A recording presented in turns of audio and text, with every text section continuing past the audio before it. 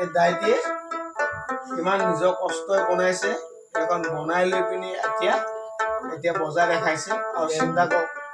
কিমান আমাৰ নাইকিয়া হোৱা বস্তু বৰ্তমান আমাৰ নাইকিয়া হৈ গ'ল এতিয়া কিন্তু তেওঁ এতিয়া আমাৰ প্ৰপাৰ্টি এটা ৰাখিছে আমাৰ মানে কি বুলি কয় অসমীয়া সমাজৰ এটা সম্পদ ৰাখিছে কিন্তু এওঁক এতিয়া আমি কি বুলি ক'ম এতিয়া কি ধুনীয়াকৈ বজাই দেখাব এটা চাই ল'ম দে ৰাইজ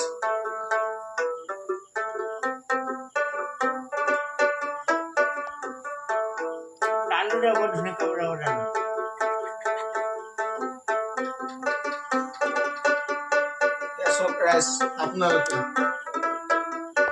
কোনটো গানত কৈছে আপোনালোকে কমেণ্টত নিশ্চয় জনাব কোনটো গানত যে তেওঁ যে বজাইছে আপোনালোকে একদম জনাব বহুত ভাল লাগিব একদম মোক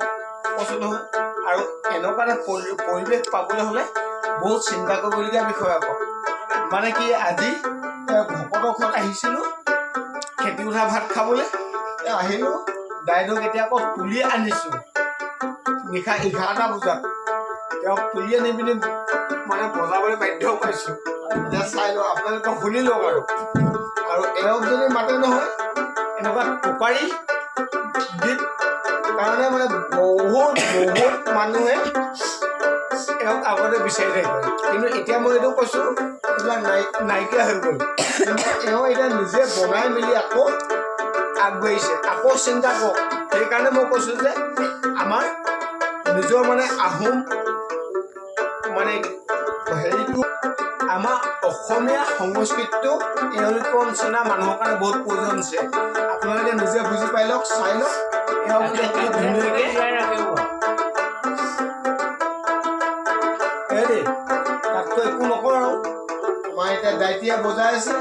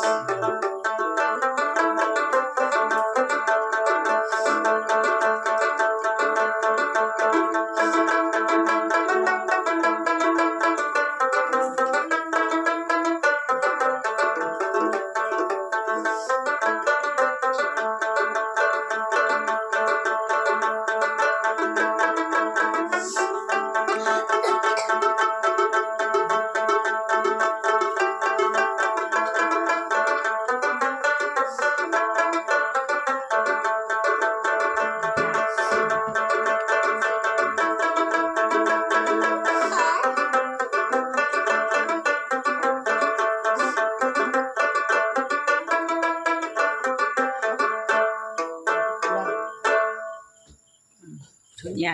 ধুনীয়া